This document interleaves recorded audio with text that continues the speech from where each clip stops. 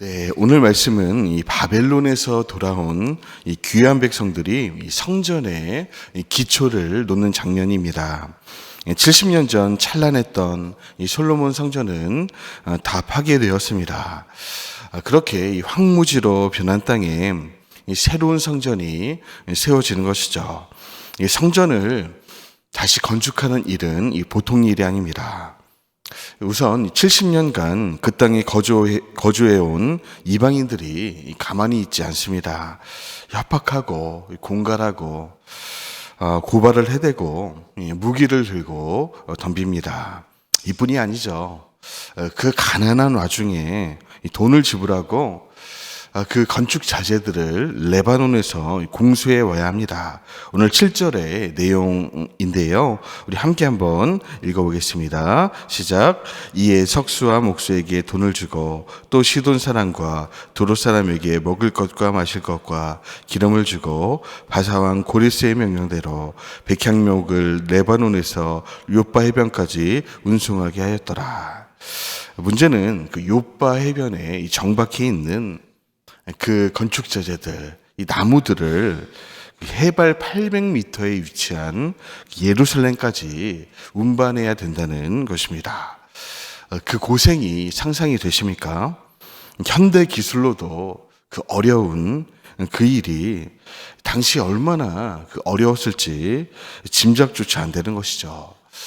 우리가 가끔 성경을 이렇게 보다가 이스라엘 자손들이 참 목이 곱고 패역하다 그렇게 말합니다. 그러나 이 정직히 성경을 보면 그들이 이 하나님을 섬기느라 이 고생한 목록을 보면 우리는 감히 고생이라는 단어를 입에 담을 수도 없습니다. 사실 이 예배는 곧 희생을 뜻합니다. 더 정확히 말하면 희생 없는 예배는 예배가 아닌 것이죠. 이 성부 하나님은 우리의 예배를 위해 자신의 외아들을 희생시키셨습니다. 그 희생의 피로 주의 몸된 교회가 세워진 것이죠. 따라서 우리의 예배도 반드시 희생이 뒤따라야만 합니다. 그것이 내 시간이 되었든 물질이 되었든 내 소중한 커리어가 되었든 주를 섬기기 위한 희생이 필수적으로 뒤따르는 것이죠. 이처럼 우리가 제자가 되고 예배자가 되는 일은 결코 쉬운 일이 아닙니다.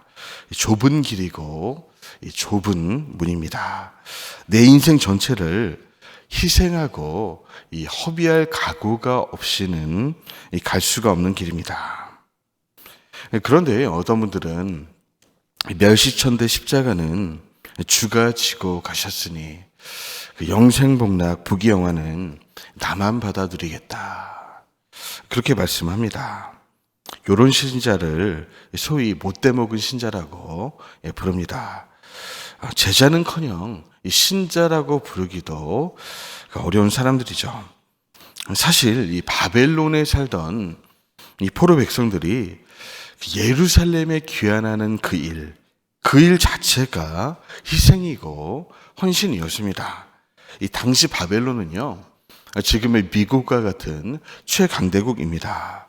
거기서 이 문명을 잘 누리며 잘 살고 있는 사람들한테 저 시골 깡촌 마트 하나 없는 그 황무지에 가라고 하면 솔직히 누가 가겠습니까? 그래서 실제로 그 1차 귀환 명단을 보면 그 숫자가 총 42,360명입니다. 이 바벨론에 살고 있는 그 유대인의 숫자가 최소 10배는 더 많았을 텐데 그에 비하면 너무도 작은 숫자죠. 또 그 명단에 여자는 많이 없었을 것입니다. 여보, 가려면 당신이나 가요.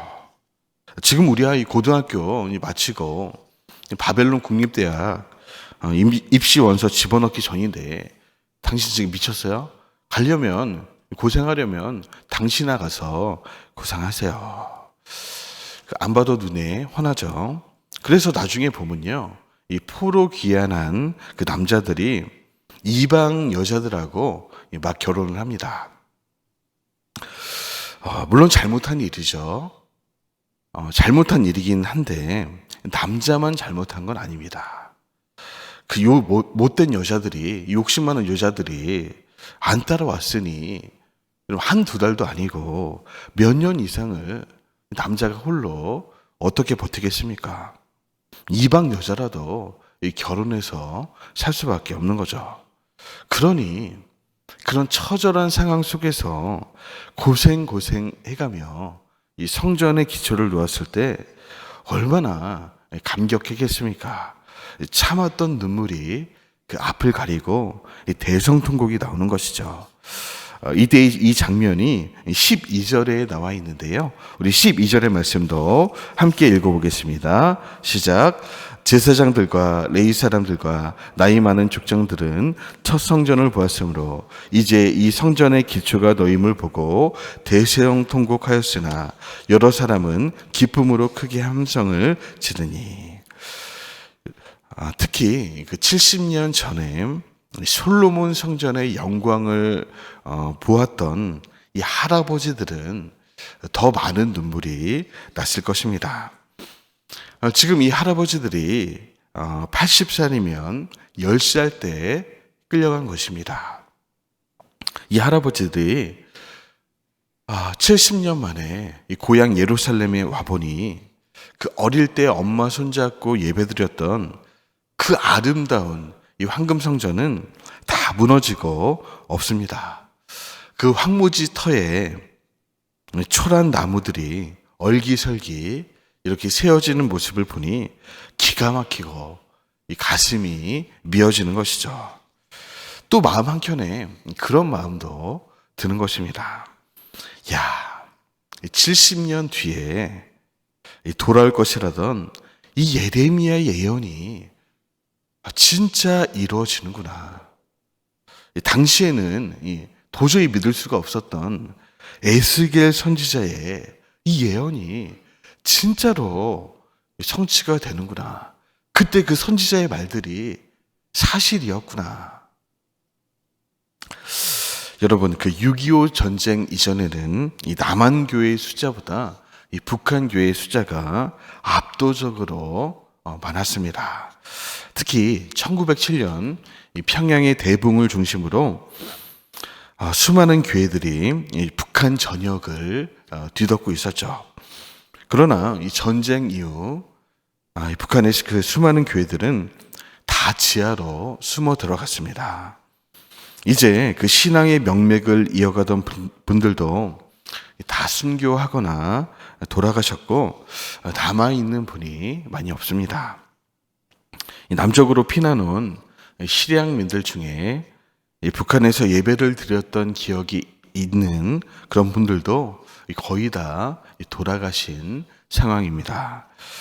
이제 북한에는 돌아갈 교회도 돌아갈 성도도 거의 사라져 버린 것이죠.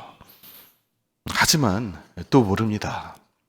그 옛날 평양에서 엄마 손을 잡고 그 예배드렸던 한 아이가 죽기 전에 그곳으로 돌아가 주님의 이름을 찬송한 날이 올 수도 있는 거죠. 사람의 눈으로 보면 불가능해 보이지만 그 하나님의 능력에는 제한이 없습니다. 주께서 하시겠다 하시면 어떤 상황에서도 역사는 일어나는 것입니다. 1989년 11월 9일에 베를린 장벽이 무너집니다.